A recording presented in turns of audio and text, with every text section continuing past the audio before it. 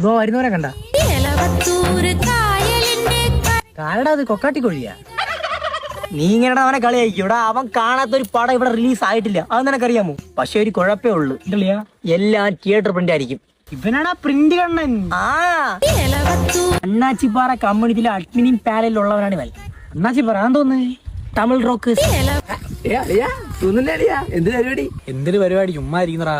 ആ പിന്നെ 3 സിനിമയുടെ ടിക്കറ്റ് ഇരിക്കുന്നു, വരുന്ന സിന്ധുകളിയാ സിനിമ തിയേറ്ററിൽ ഞാൻ ഇനി ഒരുവണ പറഞ്ഞു നോക്കളിയാ, പിണങ്ങി പോവും എന്നെ.